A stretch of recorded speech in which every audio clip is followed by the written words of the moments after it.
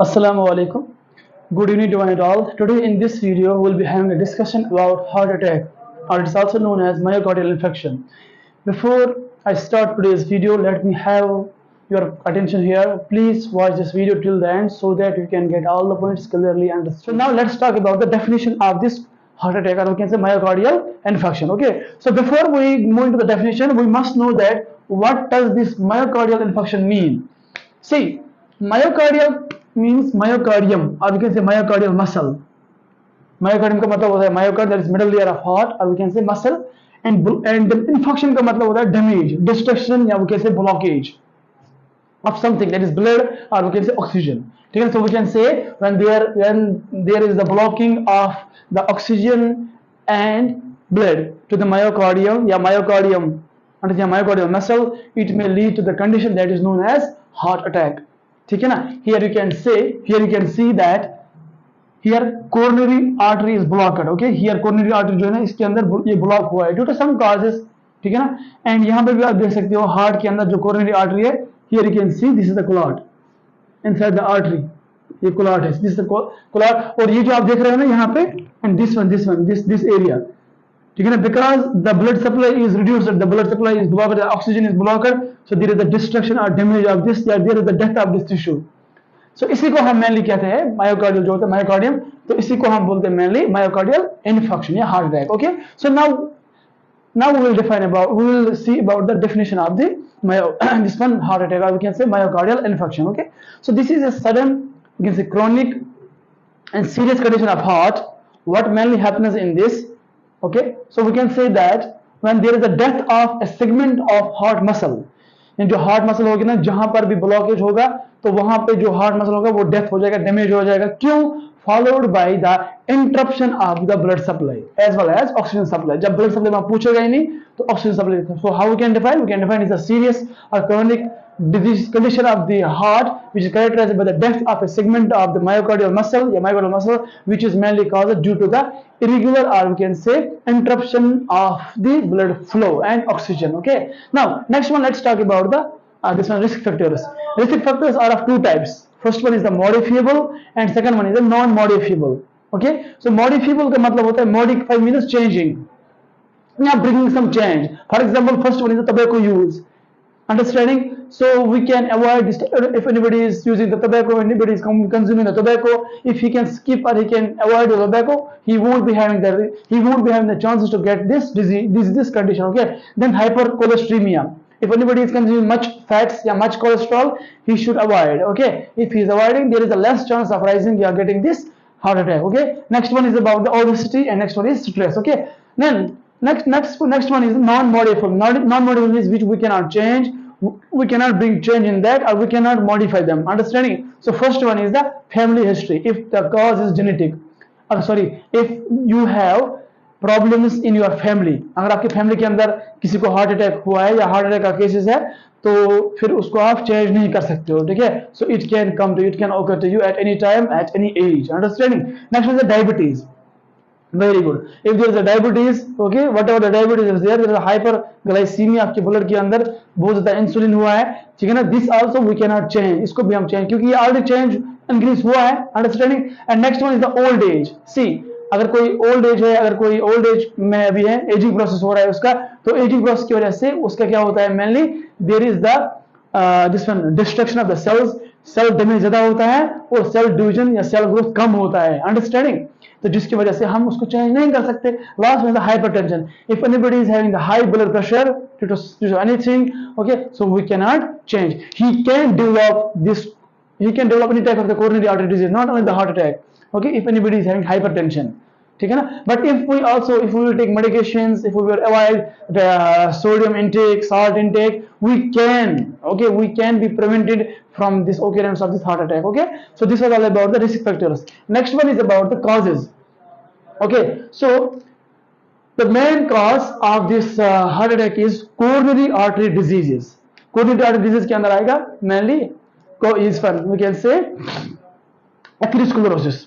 In atherosclerosis, I have already discussed about this atherosclerosis in the recent class. मैंने previous class में discuss किया था। अगर आप लोगों ने अभी तक वीडियो नहीं देखा होगा तो आप लोग डिस्क्रिप्शन में लिंक दिया हुआ, उस पर क्लिक करके आप वीडियो देख सकते हो, ठीक है, आप इंफॉर्मेशन गेन कर सकते हो। नेक्स्ट उसकी वजह से क्या हो सकता है, एथेरोस्क्लेरोसिस का मतलब होता है when there is the development of the atheromata understanding which will block the pathway of the blood and which can cause ischemia also, and which can cause the narrowing of that particular blood, you can say blood artery or coronary artery, understanding where the blood will not be circulated to the heart.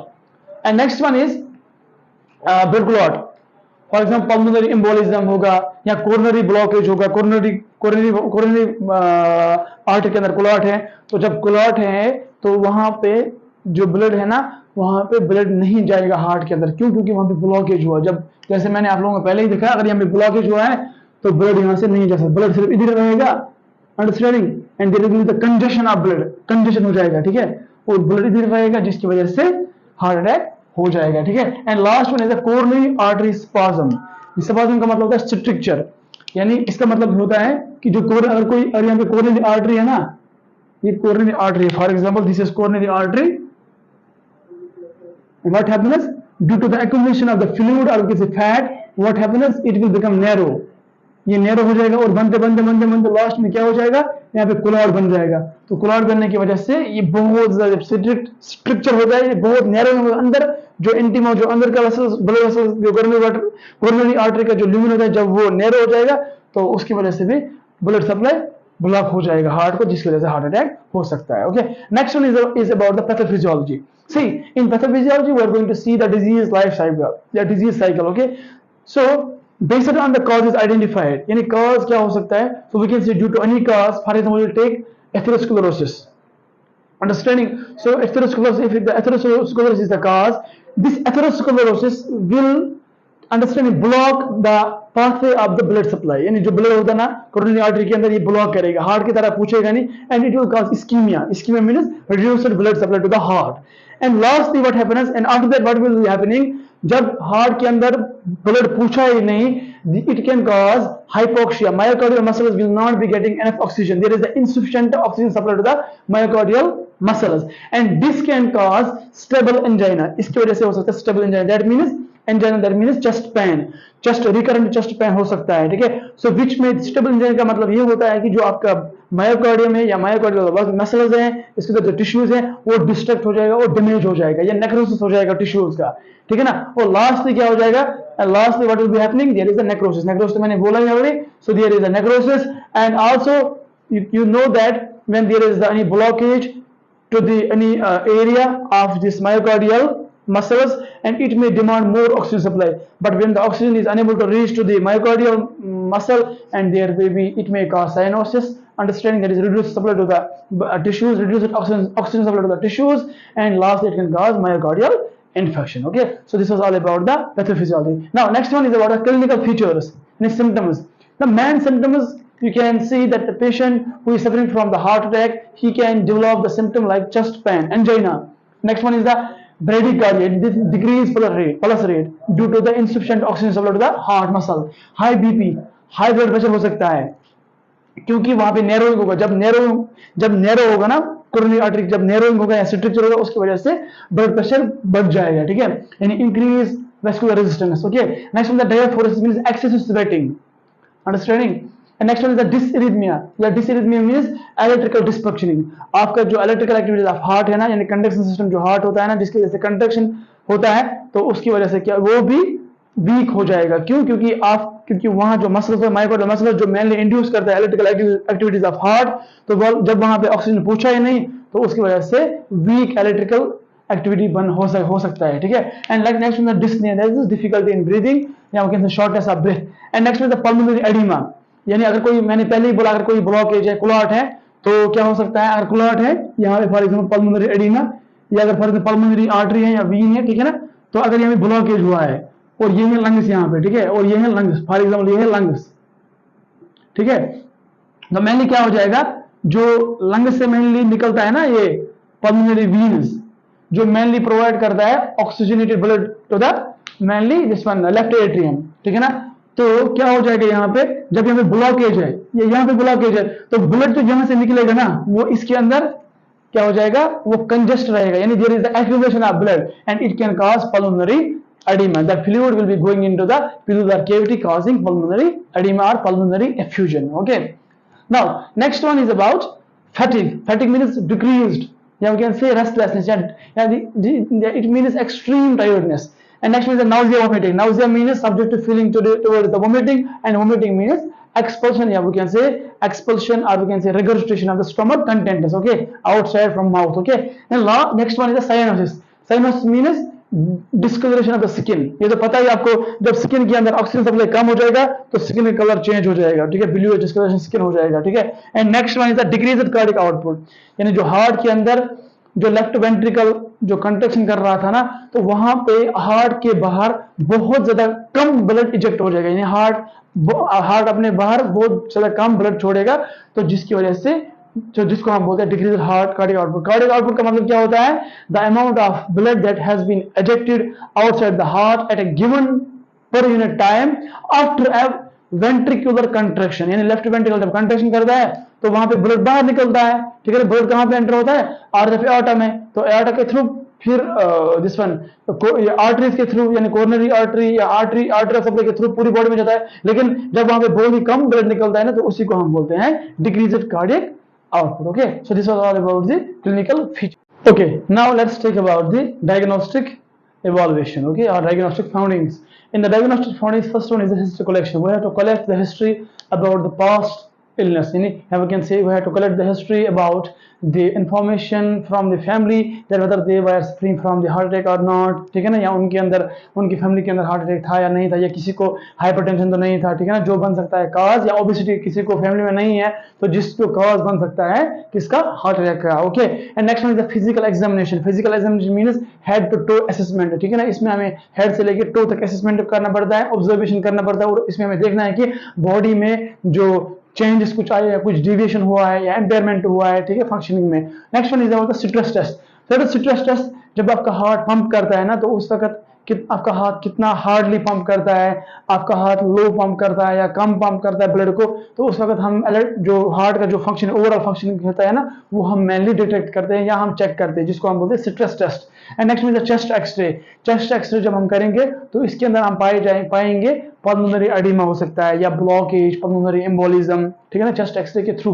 Understanding chest x-ray, जिसमें हम mainly patient को injectable contrast देंगे और उसकी मदद से हम we can get the clear pictures और we can get the this we can rule out the diagnosis. Understand and diagnostic criteria. Okay, next one is the electrocardiogram. Electrocardiogram means when we are going to detect the electrical activities of heart, यानी heart का जो heart है ना वो कैसे काम करता है, ठीक है, यानी इलेक्ट्रिकल सिग्नल कैसे होता है. जैसे मैंने बोला हार्ट अटैक के अंदर अगर आप इलेक्ट्रिकल ईसीजी करोगे तो उसके अंदर दिखाएगा देयर इज द डिसइरिथमिया, यानी अब इरेगुलर हार्ट बीट्स होगा वहां पे, ठीक है. एंड नेक्स्ट में इकोकार्डियोग्राम, ठीक है ना, जिसके अंदर आप देखोगे, ठीक है ना, मेनली जो हार्ट का जो वेव्स हैं, पी वेव है, ठीक है ना, क्यू वेव्स हैं, ठीक है ना, या रिदम, इसके अंदर हम रिदम भी देखेंगे, जो रिदम होता है ना हार्ट का, यानी कैसे होता है, हाँ, या हार्ट साउंड हम डिटेक्ट करेंगे, ठीक है ना. इकोकार्डियोग्राम, इको का मतलब ही होता है ना कि we are going to listen the sounds, यानी हम देखेंगे, हम इंस्ट्रूमेंट यूज करके we are going to hear and listen the how fast your heart is beating और how low your heart is beating. लेकिन इसमें हार्ट बीट ब्रेडिकार्डिया हो जाएगा, यानी लो हार्ट बीट,